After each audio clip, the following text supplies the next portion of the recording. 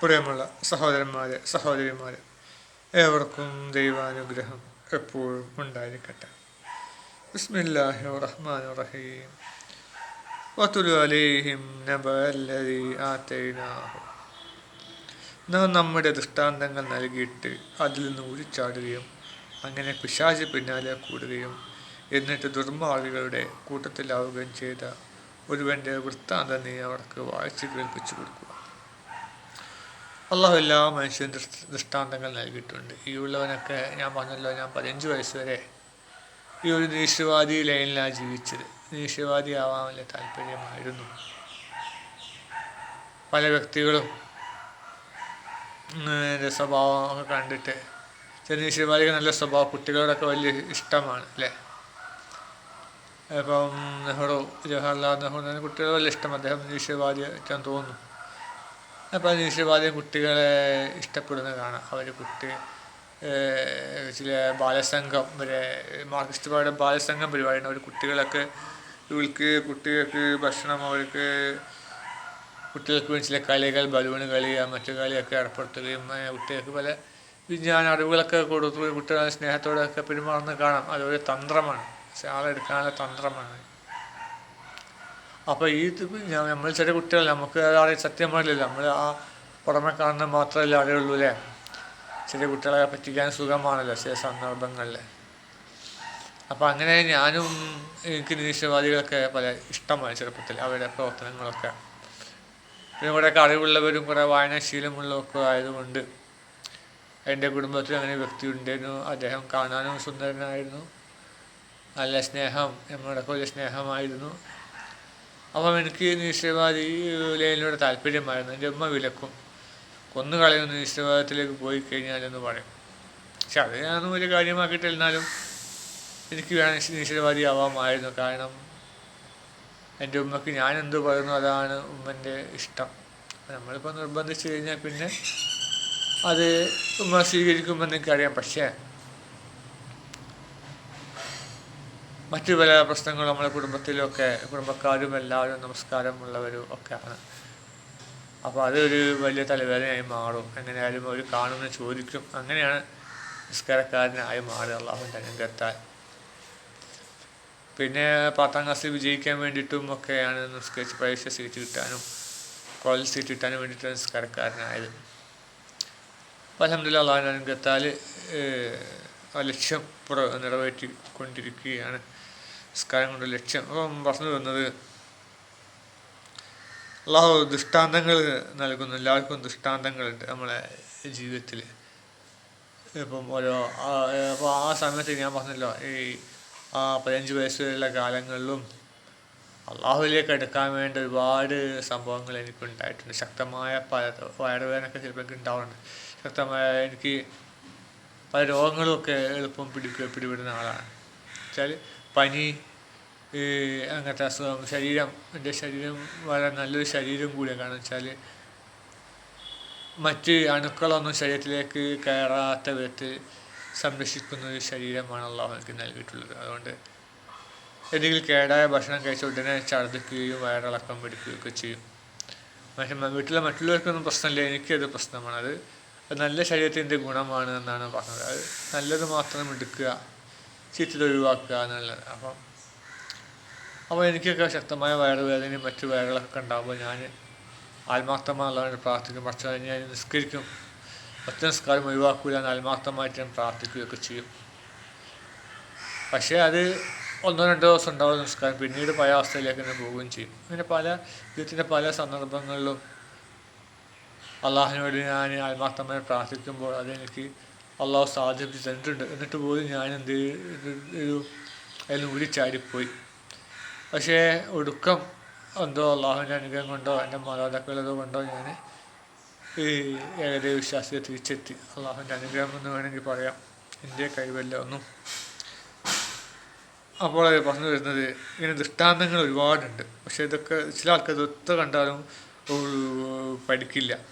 ഇതൊക്കെ അത് ഖുർആനിൽ തന്നെ പറഞ്ഞല്ലോ, ഒരു നടുക്കടലിൽ എത്തിപ്പെട്ട തിരമാലകൾ വന്ന് അവിടെ കപ്പലിനേക്കാളും ഉയരമുള്ള തിരമാലകൾ വന്ന് മൂടുകയും അങ്ങനെ അവരെന്ത് ചെയ്യും?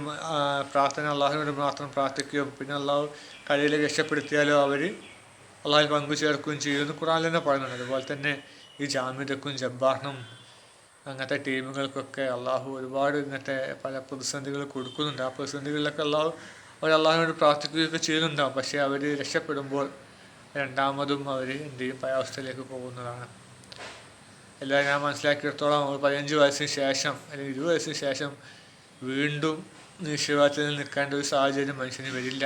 കാരണം ആ കാലയളവിൽ എന്തായാലും അവന് അള്ളാഹുവിലേക്ക് എത്തിക്കുന്ന ദൃഷ്ടാന്തങ്ങൾ അള്ളാഹു നിരവധി അവന് കൊടുത്തിട്ടുണ്ടാവും. അപ്പോൾ അവന് മനസ്സിനെ അന്ധമാക്കിയത് കൊണ്ടാണ്, മടി കാരണം ഞാൻ ഒരിക്കലും ഇതിലേക്ക് വരില്ല എന്നുള്ള ആ അഹങ്കാരം മൂലമാണ് അവന് നിരീശ്വരവാദത്തിലേക്ക് പോകുന്നത്. പൊതുവെ നിരീശ്വരവാദികൾ അതിലേക്ക് പോകാൻ കാരണം അഹങ്കാരമാണ്. അവർക്ക് അധികം നിരീശ്വരവാദികൾക്ക് അറിവുണ്ടാവും, അത്യാവശ്യം പഠിപ്പും വായനയോട് താല്പര്യമൊക്കെ ഉണ്ടാവും. അങ്ങനെ പല ഈ ചപ്പുചവറ് ഗ്രന്ഥങ്ങളൊക്കെ വായിച്ചിട്ട് ഇപ്പോൾ നമ്മുടെ വൈക്കം മുഹമ്മദ് ബഷീർ വളരെ നിരീശ്വരവാദിയാണ്. അദ്ദേഹത്തിൻ്റെ ഒരു പ്രസ്താവന ഉണ്ടല്ലോ, ഞങ്ങൾ മനുഷ്യന് ദൈവമുണ്ടോ എന്ന് ചോദിച്ചാൽ നമ്മൾ ദൈവമുണ്ട്, ഏത് ദൈവത്തിൽ വിശ്വസിക്കണമെന്ന് ചോദിച്ചു കഴിഞ്ഞാൽ പല ആൾക്കാരുണ്ടാവും. ദൈവമില്ല എന്ന് പറഞ്ഞാൽ ഒറ്റ കൂട്ടരേ ഉള്ളൂ എന്നൊക്കെ പറഞ്ഞിട്ടുണ്ട് അദ്ദേഹം. അപ്പോൾ അദ്ദേഹം നിരീശ്വരവാദിയാണ്. പിന്നെ അതുപോലെ തന്നെ ഇസ്ലാം മതത്തിൽ ചില പൊള്ളത്തരങ്ങൾ തുറന്ന് കാട്ടിയിട്ടുമുണ്ട്. ഒരു അന്ധനായ വ്യക്തി പള്ളി ഏതാ ചോദിക്കുമ്പോൾ അദ്ദേഹം പറഞ്ഞു കൊടുക്കുന്നത് എന്താണ്? നേരെ പോയാൽ മൂത്രത്തിൻ്റെ വാസന കേൾക്കും, അതാണ് പള്ളി എന്ന് പറയുന്നുണ്ട്. അദ്ദേഹത്തിന് ഇസ്ലാമിനുള്ള വിരോധം കൂടിയാണ് പറഞ്ഞതെങ്കിലും കൂടിയിട്ട് അത് മുസ്ലിങ്ങളുടെ നേരെ ഒരു വിരൽ ചൂണ്ടാണ്. കാരണം നമ്മുടെ പള്ളിയൊക്കെ വൃത്തിയായിട്ട് സൂക്ഷിക്കണം. ഇപ്പോൾ ചില പള്ളികളിലൊക്കെ, ഇപ്പോഴത്തല്ല പണ്ടത്തെ പള്ളികളൊക്കെ നല്ല മൂത്രവാസനക്ക് വൃത്തിയാകാതെ മൂത്രപ്പരുന്നെല്ലാം നാറുന്ന ഒരു അവസ്ഥ ഉണ്ടാകുമ്പോൾ അതൊക്കെ ഒന്ന് മാറ്റണം എന്നുള്ളൊരു ധ്വനിയും കൂടി അതിലുണ്ട്. അതുപോലെ തന്നെ ഇസ്ലാമിൻ്റെ പല കാര്യങ്ങളും പല ലോകരാജ്യങ്ങളും ചർച്ച ചെയ്യാനും ഒക്കെ ഇടയായി. അങ്ങനെയൊക്കെ ഇതൊക്കെ ഉണ്ട് അദ്ദേഹത്തിന്. അങ്ങനെയൊക്കെ പറഞ്ഞു വരുന്നത് ഇങ്ങനെയുള്ള പുസ്തകങ്ങളൊക്കെ വായിച്ചിട്ടാണ് അവരെന്ത് വിശ്വാസത്തിലേക്ക് പോകുന്നത്. അതിൽ നായകനൊക്കെ നല്ല സൽസ്വഭാവികളുമായ നായകന്മാരായിരിക്കും അതിൽ സാഹിത്യ ഗ്രന്ഥങ്ങളിലുണ്ടാവുക. പക്ഷെ അതിലധികം പേരും നിരീശ്വരവാദിയായിരിക്കും. ഈ പൈങ്കിളിവാദികളൊക്കെ ഉണ്ടല്ലോ, മുഷ്ടന്മാർ, മംഗളം, മനോരമ, അങ്ങനത്തെ പലതുണ്ട്. അതിലൊക്കെ ഒരു നായകൻ ഉണ്ടാവും. നോബിൾ എന്നൊക്കെ പറഞ്ഞപ്പോൾ നായകനുണ്ടാവും, ലോറിക്കാരൻ, തിന്മകൾക്കെതിരെ പോരാടുന്ന നായകൻ. പക്ഷെ ഇവരൊക്കെ എന്തായിരിക്കും എന്ന് വെച്ചാൽ നിരീശ്വരവാദികളായിരിക്കും. ദൈവത്തിൽ വിശ്വസിക്കില്ല, പക്ഷെ ബാക്കി എല്ലാ സൽക്കർമ്മങ്ങളും ചെയ്യും. സ്ത്രീകളെ, കുട്ടികളെ സഹായിക്കും, വില്ലന്മാരെ രക്ഷിക്കും. അപ്പോൾ അവരെന്തിനാണ് നിരീശ്വരവാദികളായ നായകന്മാരെ സൃഷ്ടിക്കുന്നത്? ദൈവത്തിനോട് പ്രാർത്ഥിക്കുന്ന നായകന് കുറച്ചില്ലാന്ന് തോന്നൽ, മനസ്സിലായില്ലേ? ഇത് മാത്രമല്ല, ഇത് എഴുതുന്നവരൊക്കെ ഈ മദ്യത്തിന് അടിമപ്പെട്ടിട്ടായിരിക്കും അധികം മദ്യത്തിൻ്റെയും മദ്യരാശിൻ്റെയും മറവിലാണ് അതൊക്കെ എഴുതിണ്ടാക്കുന്നത്, ഈ അധിക നോവലുകളും. അപ്പോൾ അവർ വെള്ളം പൂശാൻ തൻ്റെ ഇത് സ്വഭാവത്തെ വെള്ളം പൂശുക, താൻ വലിയ ക്യാമറയാണ് അങ്ങനെ വെട്ടിത്തീർക്കുക. പിന്നെ എല്ലാവർക്കും അതാണ്, ഇപ്പോഴത്തെ ന്യൂജൻ യുവാക്കൾക്ക് അതാണ് ആവശ്യം. അവർക്ക് ദൈവവിശ്വാസം, 5 നേരം പള്ളിയിൽ പോകാനും മറ്റു കാര്യങ്ങളും അമ്പലത്തിൽ പോകാനൊക്കെ മടിയാണ്. അതൊക്കെ ഒരു കുറച്ചിലേക്ക് തോന്നുന്നു. അതൊക്കെ പിന്നെ ഈ ദുർബലമായ ആൾക്കാരുടെ സ്വഭാവമാണ്. അമ്പലത്തിലും പള്ളിയിലും പോവുക, നമ്മൾ കരുത്തരാണ്, നമുക്ക് ആരും വേണ്ട. ദൈവത്തോട് പ്രാർത്ഥിക്കുന്നവരൊക്കെ ദുർബലന്മാരാണ്, പേടിത്തൊണ്ടന്മാരാണ്. ഇപ്പോൾ ഒരു വീട്ടിലേക്കൊരു കള്ളം വന്ന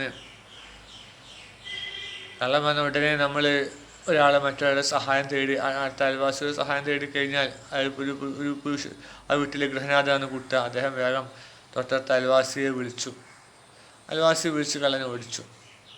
വേറൊരു വ്യക്തി എന്ത് ചെയ്ത് ആരും വിളിച്ചില്ല, ഇയാളെന്നെ കള്ളനെ നേരിട്ടു.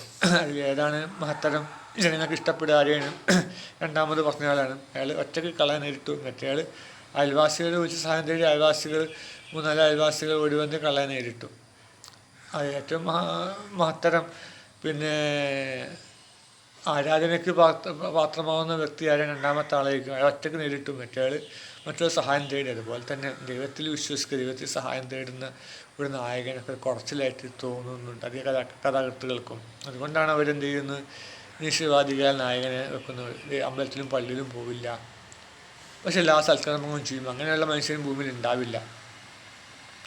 ദൈവവിശ്വാസത്തിൽ നിന്നാണ് സൽക്കർമ്മങ്ങൾ ഉടലെടുക്കുക. ഇപ്പോൾ ഈയുള്ള ഞാൻ നിങ്ങളൊരു കാട് വെട്ടിയ കഥ നിങ്ങളോട് പറഞ്ഞു പറയില്ല. നമ്മുടെ പ്രദേശത്തേക്ക് പോകുമ്പോൾ നമ്മുടെ ചുറ്റുഭാഗത്തും വലിയ പല ധനാഢ്യന്മാർ, പണ്ടത്തെ ജന്മിമാർ ഒരുപാട് ഭൂമികൾ, ഏക്കറുകളോളം ഭൂമികൾ വാങ്ങിയിട്ടിരിക്കുകയാണ്. അവരത് ഉപയോഗിക്കുന്നില്ല, വെറുതെ കാട് പിടിച്ച് കിടക്കുക. അപ്പോൾ ആ വഴിയിലൂടെ നമ്മൾ നടക്കുന്നത്. അപ്പോൾ അത് കാട് പിടിച്ച് കിടന്നാൽ കാട് വെട്ടേണ്ടത് നമ്മൾ തന്നെ വെട്ടണം. കാരണം അവരാരും വന്ന് പൊതുവഴിയല്ല, നമ്മൾ എളുപ്പത്തിന് വേണ്ടി പോവുകയാണ്. അല്ലാതെ ശരിക്കും റോഡിന് വന്നു കഴിഞ്ഞാൽ ഒരുപാട് ചുറ്റി വളയണം. ഇതാകുമ്പോൾ എളുപ്പത്തിൽ എത്താൻ വേണ്ടിയിട്ട് 5 മിനിറ്റോളം നടത്താൻ ലാഭിക്കാൻ വേണ്ടി നമ്മൾ ഒഴിഞ്ഞു കിടക്കുന്ന പറമ്പിലൂടെ അങ്ങനെ പോകും. അപ്പോൾ കാട് വെട്ടുമ്പോൾ നമ്മൾ തന്നെ വെട്ടണം. അപ്പോൾ ഈ ഉള്ളവനാണ് അധികം വെട്ടാറുള്ളത്. അപ്പം അതിൽ ഞാൻ യാതൊരു പ്രതിഫലം ഒന്നും മോഹിക്കുന്നില്ല. കാരണം അള്ളാഹുവിൻ്റെ അടുക്കൽ പ്രതിഫലം അല്ലേ, അതിലൊന്നും മുള്ളെടുത്ത് മാറ്റുന്നതും പ്രതിഫലമാണല്ലോ. അതേസമയം നിരീശ്വരവാദിയാണെങ്കിലോ അവന് 1-2 തവണ ചെയ്യും, അത് മറ്റുള്ളവരോട് പറഞ്ഞ് നടക്കുകയും ചെയ്യും. നമ്മളൊരു അയൽവാസിയുണ്ട്, അദ്ദേഹം എന്തുണ്ടെങ്കിലും പറഞ്ഞ് നടക്കും. അദ്ദേഹത്തിൻ്റെ അച്ഛൻ്റെ പേരിലൊരു റോഡുണ്ട്, അതെപ്പോഴും പറയും. നമ്മളെ കാണുമ്പോൾ അദ്ദേഹം ഭയങ്കര അച്ഛൻ വലിയ സൽക്കർമ്മിയാണ്, അദ്ദേഹത്തിൻ്റെ പേരിൽ റോഡുണ്ട്, അങ്ങനെ എങ്ങനെയെന്ന് പറയും. അതുപോലെ തന്നെ അദ്ദേഹം പറഞ്ഞു, ഞാനിവിടെ നായികൾക്ക് വെള്ളം വെച്ച് കൊടുക്കും, ഞാൻ വെച്ച് കൊടുത്താണ് വെള്ളം, അങ്ങനെ എന്നൊക്കെ പറയും. അപ്പോൾ അങ്ങനെ ചില ആൾക്കാർ. അപ്പം വെച്ചാൽ നിരീശ്വരവാദികൾ വെച്ചാൽ ഈ സൽക്കർമ്മങ്ങൾ അത് ചെയ്യുമ്പോൾ അത് ജനങ്ങളെ കാണിക്കണം. ദൈവവിശ്വാസിക്ക് ആരും കാണിക്കേണ്ട, അവന് പരലോക വിജയമാണ് കാക്ഷിക്കുന്നത്. അതുകൊണ്ട് എത്ര രഹസ്യമായിട്ടും അവന് ഒരു ദൈവവിശ്വാസി സൽക്കർമ്മങ്ങളും ചെയ്യും. പക്ഷെ നിരീശ്വരവാദി ആളുകളെ കാണുക ചെയ്യുള്ളൂ. ഈ രഹസ്യമായി ചെയ്താൽ 1-2 തവണ ചെയ്യുള്ളൂ. പക്ഷേ ദൈവവിശ്വാസി അങ്ങനെയല്ല, കാലാകാലം അവൻ ചെയ്യും. അതിന് അള്ളാഹു കാണുന്നില്ല, അള്ളാഹു കാണുന്നുണ്ട്. അപ്പം അള്ളാഹുവിന് വേണ്ടി അവൻ സൽക്കർമ്മങ്ങൾ ചെയ്യും. അപ്പോൾ അതാണ് വ്യത്യാസം. ഞാൻ പറഞ്ഞു വരുന്നത്, അങ്ങനെ ദൃഷ്ടാന്തങ്ങൾക്ക് ഒരുപാട് ഒരു മനുഷ്യനുണ്ട്. രോഗങ്ങളുമായിട്ടും ഒക്കെ പല പ്രയാസങ്ങളും അവന് വരും. അപ്പോൾ അവനൊക്കെ ആത്മാർത്ഥമായിട്ട് പ്രാർത്ഥിക്കും. എല്ലാവരും പ്രാർത്ഥിക്കും എന്നുള്ള കാര്യം ഉറപ്പാണ്. ഖുർആനിൽ പറഞ്ഞിട്ടുണ്ട്.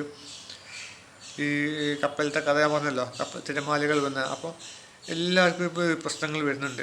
പക്ഷേ ഈ ജാമ്യതക്കും ജബ്ബാറിനടക്കം വലിയ വലിയ മാരകമായ പ്രശ്നങ്ങൾ വരികയും അത് അള്ളാഹുവിനെ മാത്രം വിളിച്ച് പ്രാർത്ഥിക്കുകയും ചെയ്യുന്നുണ്ട്. അള്ളാഹു അവരുടെ പ്രശ്നങ്ങൾ നീക്കി കൊടുക്കുന്നുണ്ട്. പിന്നീട് രണ്ടാമതും അവരെന്ത് ചെയ്യും, നിശ്ചയത്തിലേക്ക് പോകും. എന്തുകൊണ്ടാണ്? ഒന്നാമത് ജാല്യത. ഇത്രയും കാലം നിശ്ചയവാദിയായിട്ട് നിന്നിപ്പോൾ ദൈവവിശ്വാസത്തിൽ വന്ന് അവർ പരീക്ഷിക്കില്ല. അത് ഒന്നാമത്. പിന്നെ രണ്ടാമത് അഹങ്കാരം, മൂന്നാമത് മടി, 5 നമസ്കരിക്കാനും മറ്റും നോമ്പ് നോക്കാനൊക്കെ മടി. ഇക്കാരണം കൊണ്ട് പിന്നെ രണ്ടാമതും അവർ നിശ്ചയവാദത്തിലേക്ക് പോകും. അങ്ങനെ പിശാചുകളുടെ പിന്നാലെ കൂടും ചെയ്യും. മനസ്സിലായി? അള്ളാഹുവിൽ നിന്ന് തെറ്റിപ്പോയ പിന്നെ പിശാചുകളുടെ പിന്നാലെ കൂടും അല്ലേ. നമ്മൾ ഒരു ചെമ്മരിയാടും പറ്റമാണെന്ന് കൂട്ടുക, ആടും പറ്റം. ആട്ടും പറ്റത്തിൽ നിന്ന് വിട്ട് നിന്ന് കഴിഞ്ഞാലോ ചെന്നായ കൂടും, ചെന്നായ പിടിക്കും. അല്ലാതെ ആ കൂട്ടത്തിലാകുമ്പോൾ ഒരിക്കലും ചെന്നായ വരില്ല. കാരണം മറ്റു ആടുകളെന്താ തുരത്തി ആ കുറുക്കനെ കൊല്ലും, ചെന്നായെ കൊല്ലും. മനസ്സിലായി? എല്ലാ ആടും കൂടി കുത്തി ചെന്നായെ കൊല്ലും. കുട്ടനും മുട്ടൻ്റെ കഥ നമുക്കറിയാമല്ലോ. അതുപോലെ ആടുകൾ ശരിയാക്കും. അതുകൊണ്ട് ഈ ചെന്നായ ഒരിക്കലും കൂട്ടത്തിലുള്ള ആടുകളിലേക്ക് വരില്ല. ഒറ്റ കൈ കഴിഞ്ഞാൽ വരും. അതുപോലെ തന്നെ അള്ളാഹുവിൻ്റെ വിശ്വാസത്തിൽ നിന്ന് മനുഷ്യരകന്നു പോകുമ്പോൾ പിശാച് അവൻ്റെ പിന്നാലെ കൂടും. ജബ്ബാറായിക്കോട്ടെ, ജാമിദായിക്കോട്ടെ, അവരെ പിന്നാലെ കൂടും. അവർ ചെയ്യുന്നത് ശരിയാണെന്ന് തോന്നിപ്പിക്കുകയും ചെയ്യും. അവരെന്തൊക്കെ വിഡിത്തം ചെയ്താലും അത് ശരിയാണെന്ന് തോന്നിപ്പിക്കും. അവർ ചുംബന സമരം നടത്തിയല്ലോ. അവരെന്ത് ചെയ്തു? സ്ത്രീകൾക്ക് സ്വാതന്ത്ര്യത്തിന് വേണ്ടി ചുംബന സമരം നടത്തി. ഇത് അവർക്ക് തന്നെ വലിയ തലവേദനയായി മാറിക്കൊണ്ടിരിക്കുകയാണ്. എല്ലാ ദൈവവിശ്വാസികളും അവരെ പരിഹസിക്കുകയാണ്. ആ സമരത്തിൻ്റെ പേരിൽ ഇപ്പോഴും അവരെ പരിഹസിക്കുന്നു. അതുപോലെ തന്നെ വേറൊരു സ്ത്രീ, പേര് മറന്നു, സ്വന്തം ശരീരത്തിൽ മക്കളെ കൊണ്ട് ചിത്രം വരപ്പിച്ചു അല്ലേ. നഗ്നനായി കിടന്നിട്ട് സ്വന്തം മക്കളെ, കുഞ്ഞുങ്ങൾ അവരുടെ മാർഗത്തിലും മറ്റും ചിത്രങ്ങൾ വരച്ചു. ഒരു വലിയ ഇത് സ്വാതന്ത്ര്യത്തിന് വേണ്ടി ചെയ്യുന്ന, പക്ഷെ അവർക്ക് അവരുടെ കൂട്ടത്തിൽ തന്നെ വലിയ വിനയം മാറി. അവരുടെ കൂട്ടത്തിലുള്ള പല വ്യക്തികളും അതിനെ അധിക്ഷേപിക്കുകയും ചെയ്ത് മോശമായി പറഞ്ഞ് ആകെ നാറി. വിശ്വാസികൾ ഏതായാലും അവരോട് ഈ കാര്യത്തിൻ്റെ പേരിൽ അവരെ നല്ലവണ്ണം ചീത്ത പറയുന്നുണ്ട്. പോരാത്തതിന് അവരുടെ കൂട്ടത്തിലെ ആൾക്കാരും വരെ ചീത്ത പറയാൻ തുടങ്ങി. പണ്ട് ഇത് ചെയ്ത മാതിരി, വാഗൺ ട്രാജഡി ചെയ്ത മാതിരി. വാഗൺ ട്രാജഡി ഒരു നല്ല കാര്യമാണെന്ന് കരുതും. മേലുദ്യോഗസ്ഥന്മാർക്ക് ഇഷ്ടപ്പെടുന്നത് നല്ലതിൽ ചെയ്ത, പക്ഷേ അയാൾക്ക് തന്നെ തിരിച്ചടിയും മാറി. ഇയാൾ ബോഗി എന്ത് ചെയ്തു, ഒരു മേലുദ്യോഗസ്ഥനെ അയച്ചു കൊടുത്തു. ഒരു സമ്മാനം വരുന്നുണ്ട് എന്നിട്ട് അയച്ചു കൊടുത്തു, നല്ല സമ്മാനം. അയാൾക്ക് ഇഷ്ടപ്പെടുമെന്ന് കരുതിയിട്ട്. പക്ഷേ വിപരീതാർത്ഥത്തിലാണ് സംഭവിച്ചത്. കാരണം അദ്ദേഹം തന്നെ പരിഹസിച്ചതായി തോന്നി. കാരണം അതൊക്കെ 2-3 ദിവസം കൊണ്ട് ഈ മൃതദേഹമൊക്കെ എല്ലാം വികൃതമായി ഒന്നായിട്ട് പ്രയാസം, വളരെ ദുർഗന്ധം വമിച്ചിരുന്നു. അപ്പം തന്നെ പരിഹസിച്ചതാണ് കരുതി ഈ അയച്ച വ്യക്തിയെ സസ്പെൻഡ് ചെയ്യുകയുണ്ടായത്. അതാണ്. അതുപോലെ തന്നെയാണ് ഈ നിരീശ്വരവാദികളുടെ എല്ലാ പ്രവർത്തനങ്ങളും ഒക്കെ വിഡിത്തരത്തിൽ പോയി കൈലാശിക്കും. എന്ത് ചെയ്യുന്നൊക്കെ വിഡിത്തരത്തിൽ പോയി കൈലാശിക്കും. ഇപ്പോൾ രവിചന്ദ്രനായാലും ഓരോ വിഡിത്തരങ്ങൾ പറയും അല്ലേ. അജിനാമോട്ടോ, കൊമ്പ് എന്നൊക്കെ പറഞ്ഞ് ഓരോ വിഡിത്തരത്തിൽ പോയി കലാശിച്ചു. അജിനാമോട്ടോ എന്ന് വെച്ചാൽ ഒരു ബ്രാൻഡ് നെയിമാണ്, അല്ലാണ്ട് അതിൽ ചേർത്തിരിക്കുന്ന വസ്തുവിൻ്റെ പേരല്ല. അതുപോലെ കൊമ്പ് എന്നുമല്ല പറയുന്നത്, മറ്റൊരു വാക്കാണ് പറയേണ്ടത്. അദ്ദേഹം എന്തൊക്കെ വിളിച്ച് പറയാം. അതും ഇതിൽ നോക്കിയിട്ടാണ് പറയുന്നത്, ലാപ്ടോപ്പിൽ നോക്കിയിട്ടാണ്. മുമ്പിൽ എപ്പോഴും ലാപ്ടോപ്പ് വെച്ചിട്ടാണ് പറയാം. എന്നിട്ട് പോലും തെറ്റി സംഭവിക്കുന്നുണ്ട്. അപ്പോൾ അതില്ലെങ്കിൽ എന്തൊക്കെ അവസ്ഥ. അപ്പോൾ അങ്ങനെയൊക്കെ അവർക്ക് വിഡിത്തത്തിൽ പോയി കലാശിക്കാൻ നിരീശ്വരവാദികളല്ലാതും. കാരണം അവർ ദൃഷ്ടാന്തങ്ങൾ ഒരുപാട് കൊടുക്കുന്നുണ്ട് അല്ലാഹു. പലവിധ രോഗങ്ങളായിട്ടും ദൈവത്തിലേക്ക് വഴി നടത്തുന്ന പല ദൃഷ്ടാന്തങ്ങൾ അവർക്കുണ്ട്. പക്ഷെ എന്നിട്ട് അവർ അതിന് ഊരിച്ചാടുകയും, അങ്ങനെ ഊരിച്ചാടി കഴിഞ്ഞാൽ പിശാച് അവരുടെ കൂട്ടാളിയായി മാറും. രവിചന്ദ്രനെയൊക്കെ ഭരിക്കുന്ന പിശാചാണ്. അവൻ എന്ത് ചെയ്യുന്നതും നല്ലതായിട്ടാണ് തോന്നിപ്പിക്കും പിശാച്. അങ്ങനെയുള്ള ഒരു വലിയ വൃത്താന്തം നീ അവർക്ക് വായിച്ച് കേൾപ്പിച്ചു കൊടുക്കുക. അത് ഇവിടെ പറയുന്നത് ഒരു ജൂത പുരോഹിതനാണ്. അദ്ദേഹത്തിന് ഒരുപാട് അറിവ് നൽകിയപ്പോൾ അദ്ദേഹം ആത്മീയമായിട്ട് ഉയർന്ന നിലയിലായിരുന്നു. പക്ഷേ അദ്ദേഹം എന്ന് പറയുന്നത് അയാൾ ഭൗതികപ്രേമം മൂലം എന്ത് ചെയ്തു, ഇതൊക്കെ ഉപേക്ഷിച്ച് അയാൾ തിന്മയുടെ വക്താവായി മാറുകയും നരകത്തിൽ പതിക്കുകയാണ് ചെയ്തതെന്ന് പറയുന്നുണ്ട്. അപ്പോൾ ആ സംഭവമാണ് പറയുന്നത്. പക്ഷേ ഇവിടെ എല്ലാ നിരീശ്വരവാദികൾക്കും ഈ സൂക്തം ബാധകമാണ്. ശപിക്കപ്പെട്ട ആ നിരീശ്വരവാദികൾ ആ വൈപിഴച്ച മാർഗത്തെ തൊട്ട് അള്ളാഹു നമ്മളെ നീ കാത്തുരക്ഷിക്കണമേ തമ്പുരാനെ. നിന്നെ മാത്രം ആരാധിക്കുന്ന ഭാഗ്യന്മാരുടെ കൂട്ടത്തിൽ ഞങ്ങൾ ഉൾപ്പെടുത്തുന്ന തമ്പുരാനെ. ആമീൻ.